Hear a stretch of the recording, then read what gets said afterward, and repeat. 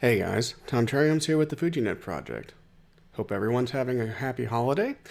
I am actually stopping for a moment to record a little video demonstrating one of the features of the N device that I find quite powerful, and one of the big reasons to use devices like the N device to convert an Atari document over to another document format such as HTML to put directly onto a web server without any particular copying or transition processes in between. This is possible because the FujiNet can literally do text translation with line endings directly on the FujiNet device midstream while the data is being written to the target device or read from the source device. To demonstrate, we're actually going to take and have a test disk here that has a couple of utilities from the FNC Tools disk, NCD and NTRANS. NCD is used to set a network prefix for programs that can't use long path names in their device specs. NTRANS allows you to set a translation mode for a particular N device. As we boot in, we'll come up to DOS-XL, which is just the DOS that I chose for this exercise. You can use whatever DOS you wish. And I'm going to set the network prefix for the first network device. There are 4 of them in FujiNet. And this one's going to be TMA2.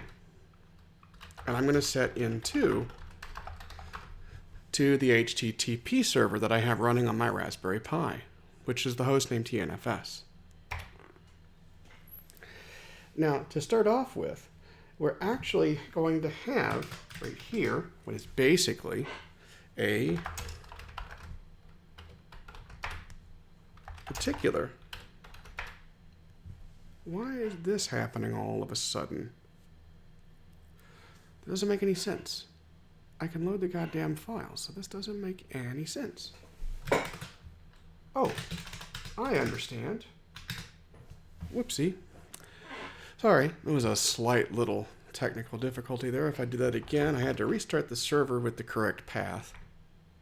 And we'll see right here that we have an fnew document file here. If we actually type this file, we'll actually see it's a standard ASCII text file. And this is being loaded off of the N device here.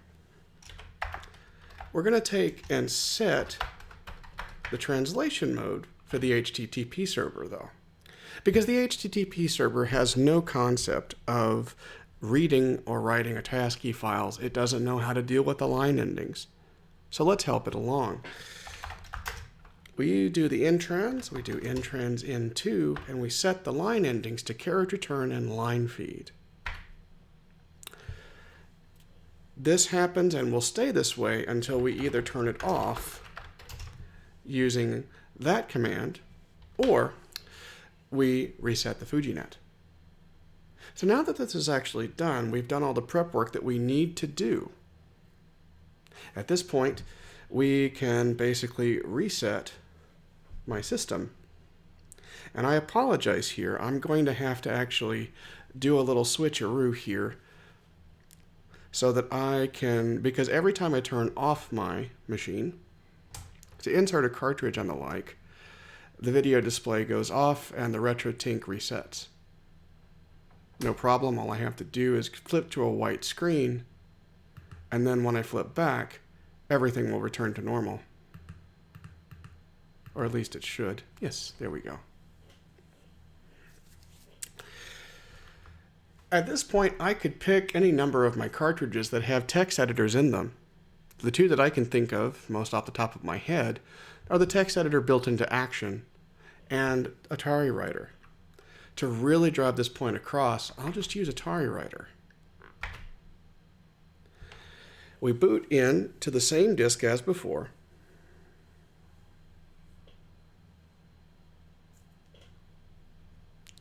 And as we come up, we will see, if we do an index, for example, we'll see our files ready to go. Let's load them in.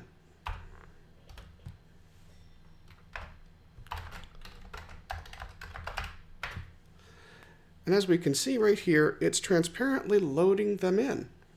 No problem. Bam, there we go. And we can immediately start to modify these files to be web page documents. I'm not going to bore you with the process of going through all of that. We'll just go ahead and do that, and I'll come back to this edit in just a moment. 20 minutes later, and we have a complete HTML document. I've used the search and replace functions inside of AtariWriter to replace characters that need replacing with HTML entities. And I've put tags around all of the various bits and pieces, formatting everything appropriately. You can see right here, we have an HTML document that was prepared entirely inside of AtariWriter from a source file that was also prepared directly inside of AtariWriter. And once this is done and ready, since we have NCD pointing to the web server, all we have to do to make this show up in our web server is to save it. And we can save it to drive into. That's it.